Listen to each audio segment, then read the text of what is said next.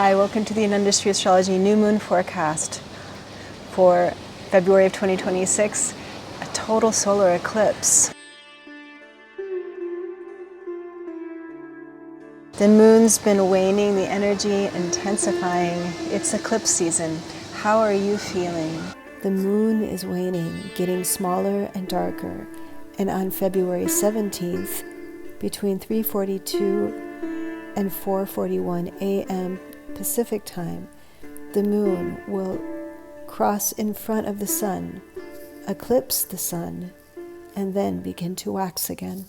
A feeling like something's collapsing, perhaps systems collapsing, world systems collapsing, personal situations changing and transforming, allowing for new patterns to emerge.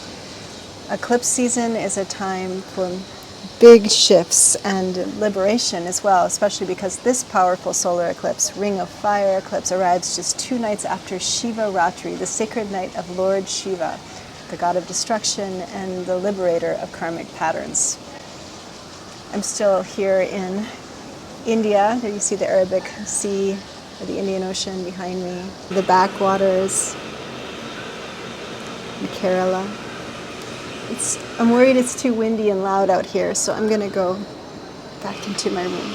This powerful solar eclipse is going to be a Ring of Fire solar eclipse. The effect of an annular eclipse is said to have something of a momentum, a spiritual momentum that allows for evolution to really take hold. There's light coming through around the shadow, sort of like a silver lining around a cloud. There is a great spiritual blessing coming through this solar eclipse. The solar eclipse falls in the area of the sky called Dhanishta Nakshatra, the star of symphony, of timing, of sound and rhythm.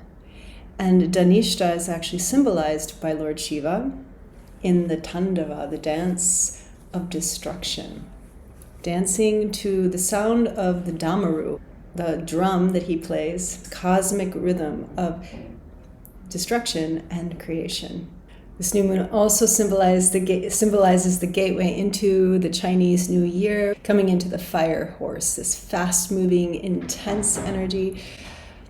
I think there's a lot of momentum in 2026 moving forward, and a lot of change, what might seem like unimaginable or unprecedented changes, and an opportunity to really set yourself free from patterns that you've been trying to let go of for maybe lifetimes. Shivaratri, the night of Lord Shiva, is a very sacred night, said to be the most sacred night of the year for chanting the mantra Om Namah Shivaya, for fasting, for prayer, for meditation, because this is the night that Lord Shiva comes to allow for us to transform our karmas much more rapidly than normal. This is a time when you can dissolve the past, let go of who you were, and come into a new set of possibilities, a new freedom. February 15th night, the moon is not visible until the very moment of dawn, where you might, if you're lucky, catch a glimpse of the Shiva moon, a small sliver, Chaturdasi sliver. And this is the moon that is pictured taking refuge in Lord Shiva's jata, in his hair. The moon is vulnerable when it's dark. And so is the spirit vulnerable in this buloka, in this world of karma. So the idea is the mind takes refuge in Lord Shiva's jata, where the Ganga flows, where the purifying waters cleanse the past karmas, and the moon is set free to wax again. This Shiva moon that we're having on February 15th is also aligned with a very powerful, exalted Mars in Capricorn. So this is a fierce Shiva moon. I think there's a lot of energy, a lot of courage to step into something new right now. We don't really have a choice perhaps either, because there is so much going on a bigger level.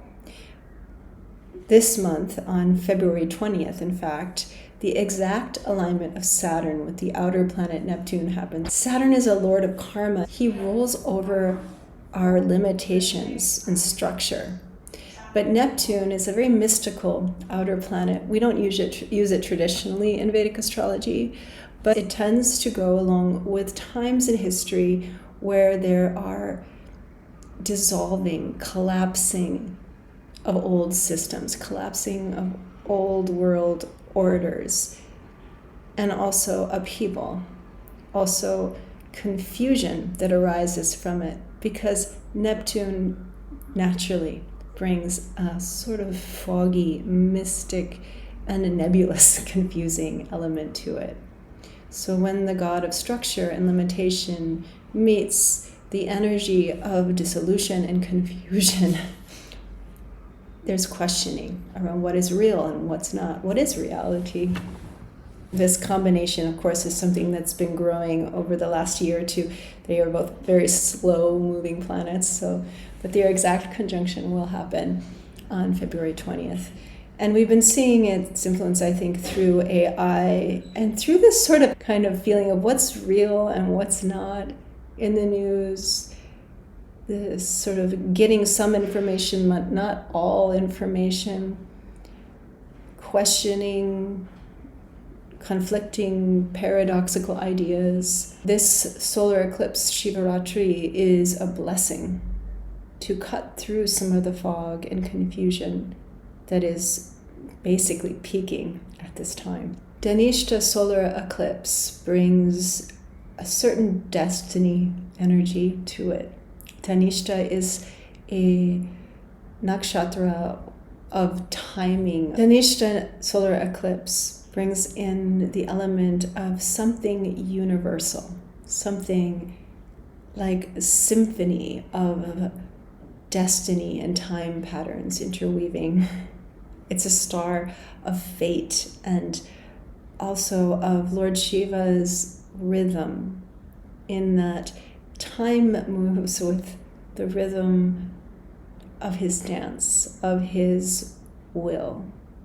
And it may seem chaotic, as the dance of destruction seems so wild and out of control, but it is actually perfectly graceful and in sync with the Damaru, with the beating of time. This is a powerful solar eclipse to contemplate the power of change and transformation and the inner wisdom that guides that. Okay, so let's just take a look at what the tarot cards have to say about this upcoming solar eclipse in Dhanishta Nakshatra.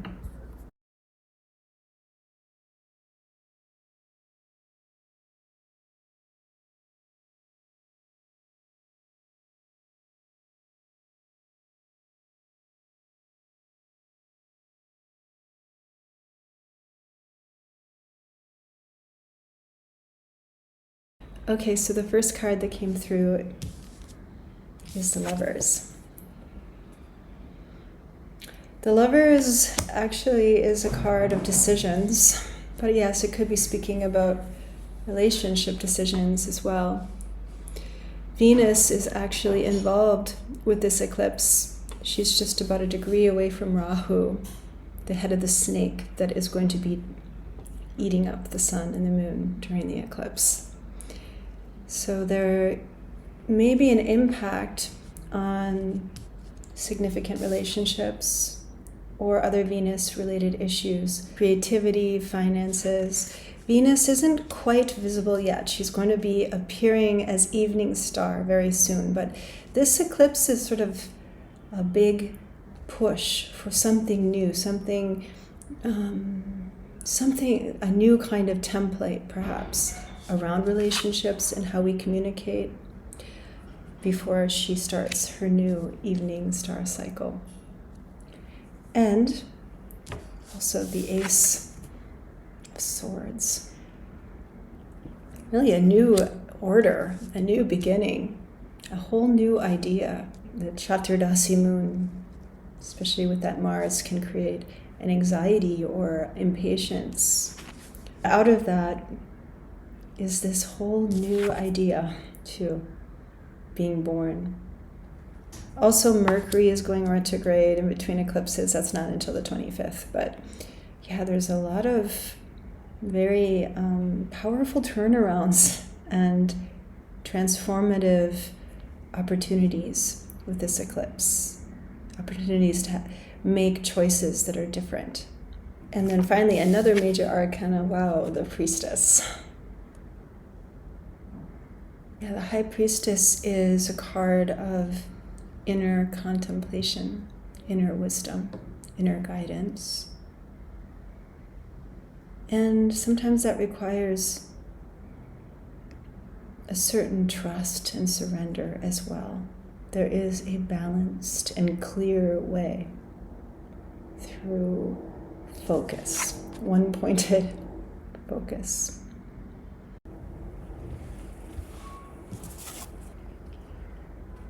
Difficult choices often precede incredible opportunities.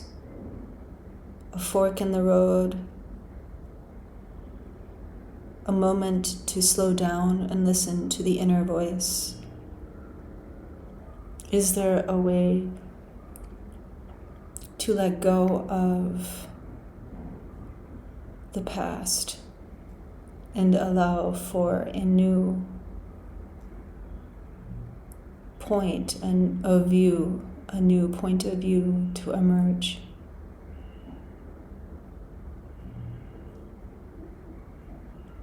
The inner voice, a guide through the desert, a guide through the complexities, the wisdom to know which way to go is within you.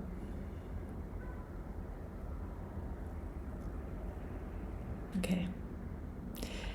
Thank you for coming to the Anandashri Astrology New Moon Solar Eclipse forecast. I do offer one-on-one Vedic astrology readings on Zoom and tarot readings as well. Subscribe to my newsletter if you haven't already. I'll leave a link in the description window below, and also subscribe to this YouTube channel. I'm also on Instagram and Facebook too. Happy Shivaratri. I'll see you soon.